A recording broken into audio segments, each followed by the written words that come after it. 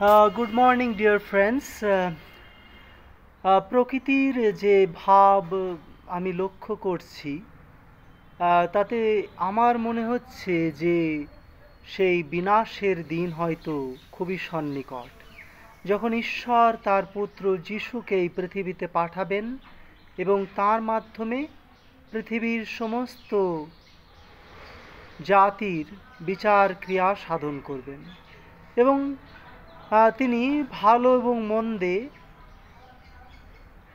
এই লোকগুলিকে ভাগ করবেন এবং ভালোদের সঙ্গে নিয়ে এই পৃথিবীতেই 1000 বছর রাজত্ব করবেন। সেই কাল হয়তো সন্নিকট, কেন আমি অনেক প্রার্থনা করছি, অনেক প্রক্রিয়া, অনেক প্রচেষ্টা করছি, কিন্তু এই প্রকৃতির কোনো পরিবর্তন আনাতে পারছি না। প্রকৃতি কিন্তু খুবই জেদ ধরে বসে আছে, বলছে আমি যা চাইছি তাই করব, তুমি এর কোনো পরিবর্তন ঘটাতে পারবে না, তুমি কিছুতে এর পরিবর্তন ঘটাতে পারবে না, আমি যা চাইবো তাই হবে।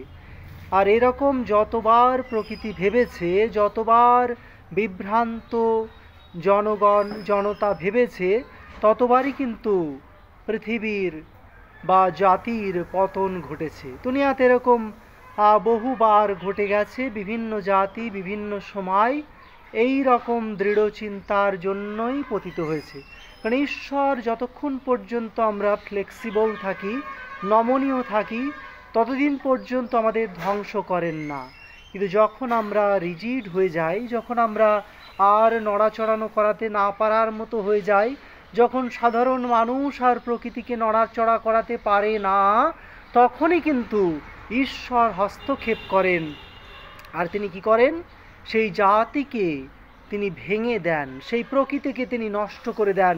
আর হয়তো এমন একটা চূড়ান্ত পর্যায়ে আমরা পৌঁছে গেছি, হয়তো সেই বিনাশের সময় খুবই সন্নিকট। তাহলে সেই বিনাশের সময়ের আগে আমাদের সেই বিনাশের সময় থেকে উদ্ধার পেতে হলে আমাদের কি করতে হবে? আমি মনে করি, হে বন্ধুগণ, আমাদের নমনীয় হতে হবে, রিজিড হওয়া থেকে দূরে সরে যেতে হবে।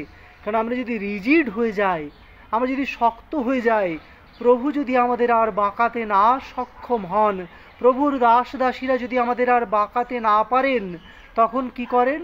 স্বয়ং প্রভুই এই পৃথিবীতে অবতরণ করেন এবং মানব জাতির বিচার ক্রিয়া সাধন করেন। বিভিন্ন শাস্ত্র গ্রন্থ যদি আমরা পড়ি, আমরা তো কিন্তু এই জ্ঞানই প্রাপ্ত হচ্ছি। এটাই ঘটেছে যুগে যুগে মানুষের মধ্যেই তিনি তাঁর দাসদাসীদের প্রেরণ করেছেন এবং তাঁর দাসদাসীর কথা যখন এই জগৎ শোনেনি, তখনই কিন্তু সেই জাতির পতন ঘটেছে। তাই আমার প্রিয় ভাই ও বোনেরা, যদি সম্ভব হয় আপনারা নিজেকে নরম করুন, এই প্রকৃতিকে রিজিড করবেন না।